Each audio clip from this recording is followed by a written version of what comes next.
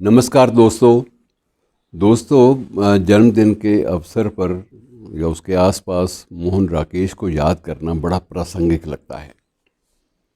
मोहन राकेश को वैसे तो भूलने वाली कोई बात नहीं है। उनकी रचनाएं और उनका रचनाओं का जो जादू है वो आज भी सर चढ़कर बोलता है। और उनका जो एक आधुनिक नाटक था, आधुनिक शैली में, उसे आधुनिक शैली में लिखा गया नाटक माना जाता है, आषाढ़ का एक दिन। ये 1958 में ये सामने आया था और इसे संगीत नाटक अकादमी ने बाकायदा सम्मान भी दिया और उसको एक सर्वश्रेष्ठ कृति भी घोषित किया। और उनको 1968 में 10 साल के बाद जाकर संगीत नाटक अकादमी का जो सम्मान है, जो अवार्ड है, वो भी दिया गया। जन्म का नाम इनका बड़ा अटपटा सा था, मदन मोहन गुगलानी।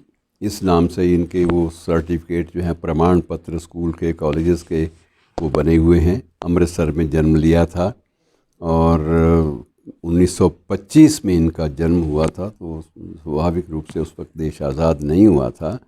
पिता एक वकील थे, लेकिन वो असमय ही उनका निधन हो गया। तब मोहन राकेश की उम्र 16 साल की थी और परिवार जो था वो जैसे गुगलानी शब्द से ही स्पष्ट है कि ये सिंधी परिवार था इनका मूल रूप से। और उसके बाद इन्होंने पंजाब यूनिवर्सिटी लाहौर से ही एमए की परीक्षा भी पारित की थी और अंग्रेज़ी भी, एमए अंग्रेज़ी भी वहीं से ही इन्होंने पास की थी। और कैरियर, इनका जो शुरुआती कैरियर है बड़ा वो निराशाजनक, तकलीफ़ देह है कि इन्होंने सबसे पहले देहरादून में नौकरी शुरू की थी, एक पोस्टमैन की, डाकिए की। ये 2 वर्ष तक एक डाकिए की जॉब करते रहे। 1947 से लेकर 1949 तक डाकिया डाक लाया वाली भूमिका जो है वो मोहन राकेश निभाते रहे। उसके बाद ये दिल्ली चले आए। दिल्ली के बीच में, दिल्ली जाने के बाद इनको कुछ समय के लिए जालंधर के डीएवी कॉलेज में इनको हिंदी प्राध्यापक की नौकरी भी मिल गई और वहीं पहली बार मुझे इनको करीब से देखने का और इनसे करीब से चर्चा करने का अवसर भी मिला। बाकी ये बहुत महान और बड़ी शख्सियतें थी। इनको इतनी जल्दी समझ पाने की ना तो मेरी उम्र थी और ना ही इनकी जो उपलब्धियां थी उनको एक प्रकार से आत्मसात करने की मेरी उम्र थी। मुझे सही मानों में उस वक्त ये अंदाज़ा नहीं था कि ये व्यक्ति लेखन के क्षेत्र में, कृतित्व के क्षेत्र में, सृजनशीलता के क्षेत्र में इतना ऊंचा उठ चुका है, इसे आसानी से माप पाना भी संभव नहीं है। उन दिनों में मुझे याद है कि दैनिक समाचार पत्र जिसमें मैं कार्यरत था, जालंधर के ही, तो इन पर कुछ लेख भी लिखे, जिन लेखों के बाद इन्होंने संदेश भी भेजा कि मुझे लेख बहुत पसंद आए और मैं संतुष्ट हूँ।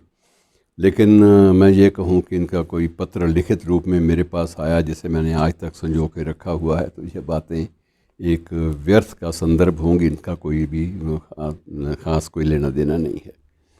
उसके बाद इनको एक बार ये भी है, शिमला में इनको एक जॉब मिली। वहाँ एक बड़ा प्रसिद्ध स्कूल है, बिशप्स कॉटन स्कूल। तो बिशप्स कॉटन स्कूल में भी ये थोड़ी देर पढ़ाते रहे और फिर जालंधर लौट आए और वहीं पर ये आकर ये काफ़ी रम गए।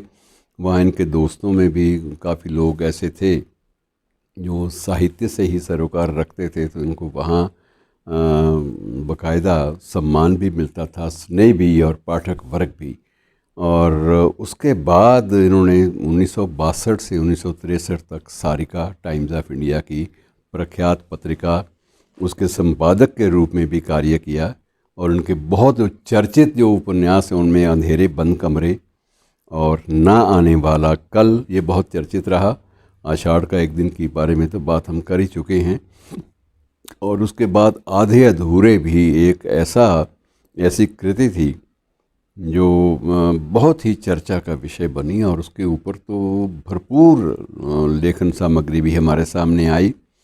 और फिर बीच में, क्योंकि इनकी ये आधे अधूरे और आषाढ़ का एक दिन, ये कलकत्ता के और बाकी दिल्ली के बहुत सारे जो रंगमंच थे वहाँ खेले भी गया, इनको खेला भी गया। और अभी भी आषाढ़ का एक दिन से अभी भी बहुत सारे रंगमंचों पर खेला जाता है बाकायदा। और ऐसे साहित्यकार को उनके जन्म दिवस के आसपास याद कर लेना बहुत ही सुखद लगता है। और बाकी उनकी ज़िंदगी जो है वो अलग अलग पड़ावों से गुज़रती रही। शादियां भी 2 बार हुई, 2 बार टूटी। तीसरी मैरिज जो है वो अनीता औलख से हुई।